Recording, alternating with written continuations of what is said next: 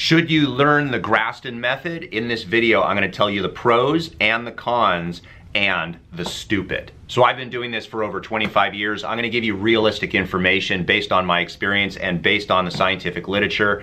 And the truth of the matter is, I see a lot of stupid stuff. Let me give you a background and a history. I primarily use the Gonstead technique, and I do a lot of other things. So I really try to tailor the treatment based upon what the patient has wrong. So I don't favor one thing or the other. When I took the Graston technique, it was purely the reason why I learned it was to save my hands, because I had been doing neuromuscular re-education, active release methods, I had been doing myofascial techniques, and my hands, you know, if you start doing it enough every day, your hands can get beat up. And these methods, let me show you the tools. These tools, this is one that goes, or for example, around the hand, it conforms to the hand. This one is for the knee. There's various half moon shaped. What happened was these methods of using the Graston tools really kind of saved my hands from the torment of doing soft tissue work on patients. And that's primarily the reason why a lot of doctors learned the Graston technique when it first got started. The Graston technique tools had a patent and they lasted 10 years. And as soon as that patent ended, all of a sudden you had all these knockoffs, and then suddenly everyone was using these knockoffs and trying to imitate what they kind of figured out on YouTube. So you sometimes will see people just scraping the frickin' daylights out of people and causing a very superficial bleeding, and it really isn't what we thought Graston was going to be.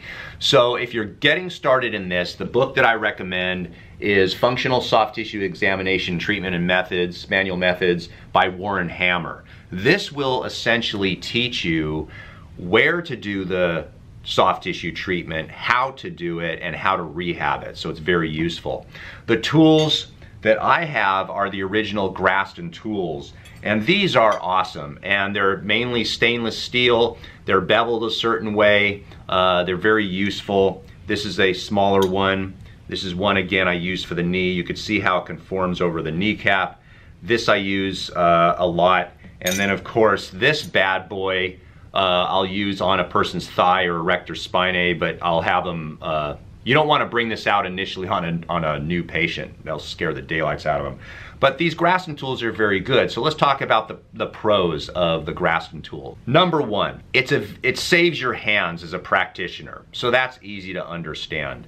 Number two, you can actually get deeper on the superficial tissues without as much trauma to your hands, of course. So you can get deeper with less effort. That's a number two. Number three, what you're doing is you're trying to stimulate the body to get more effort into healing an area. Almost as if you started to irritate the area. It's very much like gua sha. You irritate the area, you break up the soft tissue underneath the area, you start to stimulate fibroblastic activity, which will help healing, especially of things like a tendinosis, small tears, that type of thing. Now, the important thing to understand is that you don't just indiscriminately start taking this and blasting away. I've seen websites where personal trainers offer the advice of, well, just take a butter knife and use the soft edge of the butter knife and just scrape the crap out of the tendon or a ligament. Wow, that's bad advice, but you can't stop stupid, right? So using a butter knife is a bad idea. The purpose of these tools is that they're soft enough that they don't damage the superficial skin as much. So what you're doing when you're using the Graston tools is you're actually causing a localized trauma to the area to cause bleeding and cause a stimulation for your body to lay down newer tissue that's aligned properly. That's only part of the equation. The number 4 part is that you need to rehab the tissue after using the Graston. And I like to use TheraBands and different rubber bands that offer resistance, progressive load resistance, and you want to do high repetition exercises to get endurance and blood flow and small capillary development in the tissue that you're trying to heal. So those are the pros. It's a very good technique. I suggest you take seminars and learn how to use them. Now let's talk about the cons. The cons relate more to the indiscriminate, stupid stuff that you'll see of just untrained people using a butter knife and trying to do what they see on YouTube. Not a good idea. When you are doing this, there's a belief that you're breaking down scar tissue, and that could be partially true. However, you do have to think about what is actually happening underneath the body when you're doing this. So if I take this instrument here and I scrape my forearm, you have to know the anatomy, that you have skin here, and underneath the skin there's soft tissue such as fascia, blood vessels, superficial nerves, and veins. And when you put a lot of pressure onto that tissue and you basically scrape the skin, you're breaking up those blood vessels and veins. Maybe that's not such a good idea. Also, it would be wise to understand the anatomy so that you're not damaging superficial nerves. Again, a very bad idea. I've had many patients come to me and say they saw something on the internet, they used a butter knife and tried to scrape their knee or their Achilles tendon or their foot or something like that, and it just ended up very, very badly for them.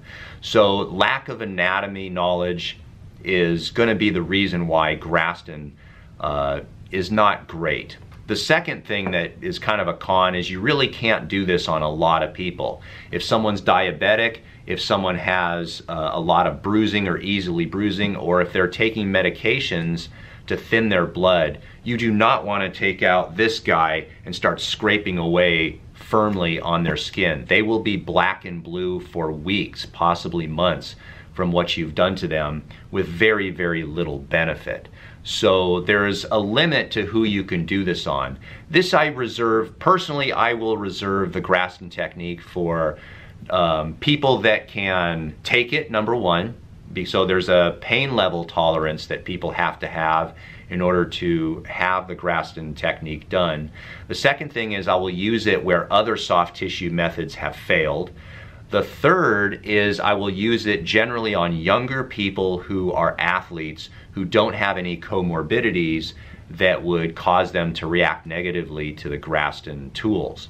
So if you're a doctor considering doing this, I suggest that you not buy the off-market or the knockoffs. I would suggest that you go and firmly get a diagnosis-specific training. And if you don't have this book by Warren Hammer, it's the cheapest and best book that you'll find out there on learning whether you should do Graston. And it's not focused on just Graston, it's focused on soft tissue in general. So cross-friction massage, active release, Nemo, trigger point therapy, all those techniques are discussed in the book. So once you have a firm grasp of the tissue diagnosis, then you can start deciding, hey, I really need some Graston tools and I really need to be shown and trained on how to use this. So hopefully that helps you. And again, if you like these videos, man, give me a thumbs up, subscribe to the channel. If you don't like them, thumbs down, let me know why in the comment section down below.